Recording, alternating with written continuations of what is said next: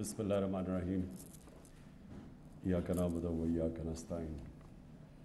मैं आज ये देख के खुश इसलिए हूँ कि हम वो काम कर रहे हैं जो स्टेट को करना चाहिए, कि अपनी आवाम की ज़िंदगी आसान करना, बेहतर करना, उनकी जान और माल की हिफाजत करना।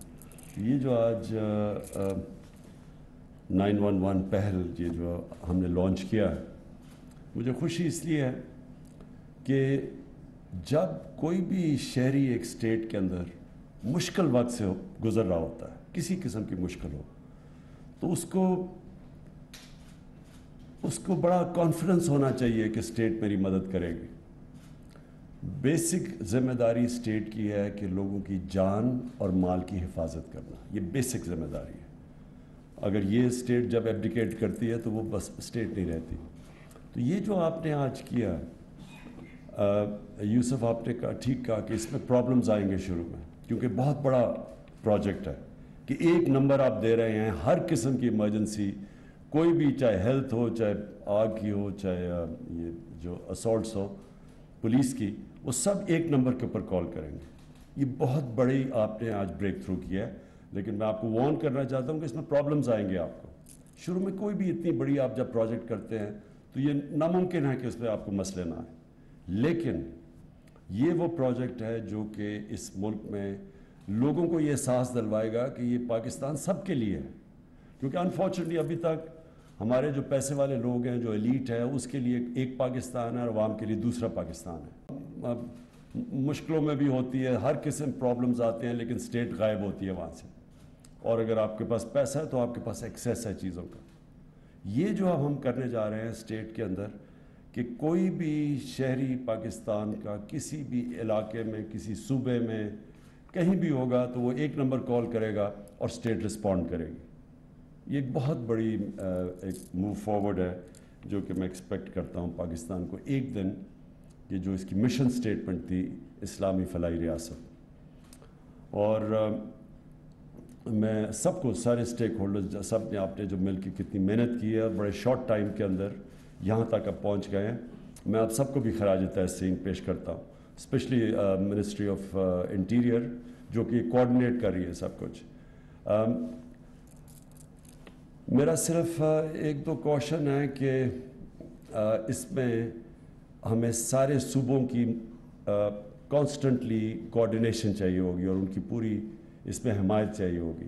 हमें यहाँ सोचना चाहिए कि ये, क्योंकि ओवरऑल पाकिस्तान का प्रोजेक्ट है, तो कई दफ़ा बीच में बदकिस्मती से 18th अमेंडमेंट के बाद एक मुल्क फ्रैक्चर्ड सा लगता है कि जिस तरह सूबे एक तरफ खड़े हैं, फेडरल गवर्नमेंट एक तरफ है। इस प्रोजेक्ट के ऊपर सारे मुल्क को एक ही पेज के ऊपर होना चाहिए, क्योंकि फ़ायदा सबका है। जिधर भी पाकिस्तानी शहरी जिस भी सूबे में है, सबका फ़ायदा है इस चीज़ का। जो मैं पाकिस्तान का, जो मेरा विज़न हमेशा से, जिस 25 साल पहले पॉलिटिक्स में आया था, 26 साल पहले, तो मेरी विज़न ही एक थी कि हम वो इसको एक फलाही रियासत बनाएंगे।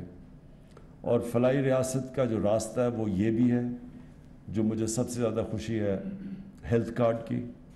ये बड़ा मुश्किल प्रोजेक्ट था, ये शुरू में हमने केपी में छोटा किया और फिर अब सारे स्वाय सिंध प्रोजेक्ट में फिर से कह रहा हूँ कि अनफॉर्चुनेटली सिंध हेल्थ कार्ड नहीं है, क्योंकि वो प्रोविंशियल सपोर्ट के बगैर हेल्थ कार्ड नहीं इशू हो सकता।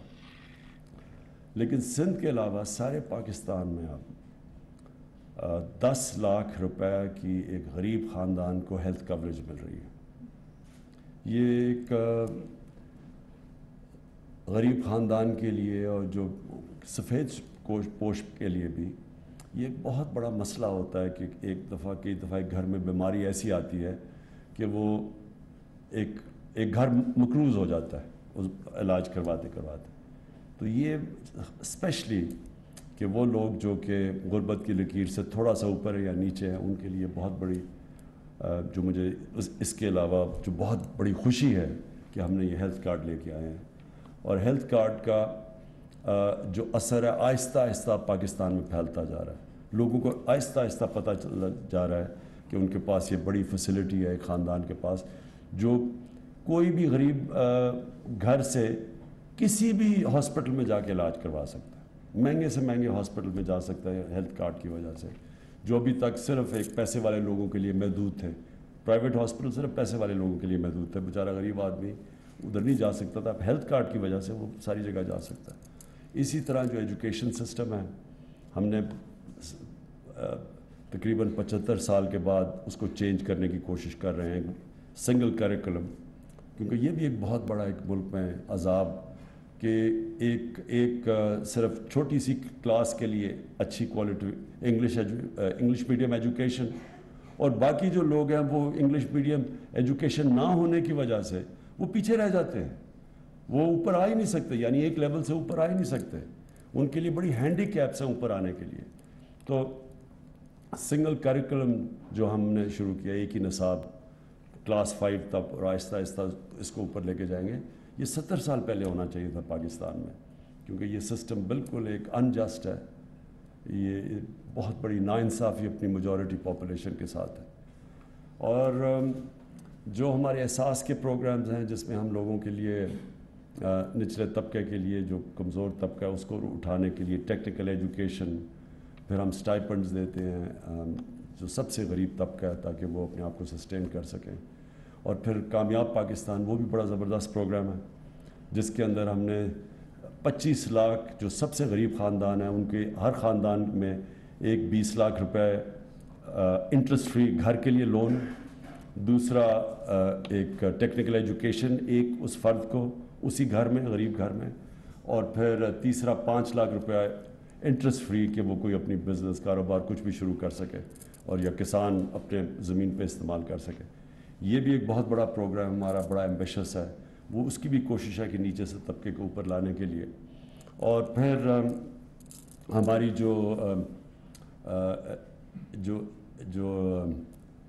جسٹس سسٹم ہے، اس پہ ابھی ہم کوشش کر رہے ہیں کہ لیگل ایڈ کا، کہ ہم اگر ایک عام آدمی اس کے پاس پیسے نہیں ہیں اپنے آپ کو اپنا وکیل کرنے کے لیے، تو یہ جس طرح کے مغربی ممالک میں ہوتا ہے لیگل ایڈ دی جاتی ہے، وہ ہم کوشش کر رہے ہیں کہ ہم ان کو وکیل کر کے دیں، گورنمنٹ وکیل کر کے دیں.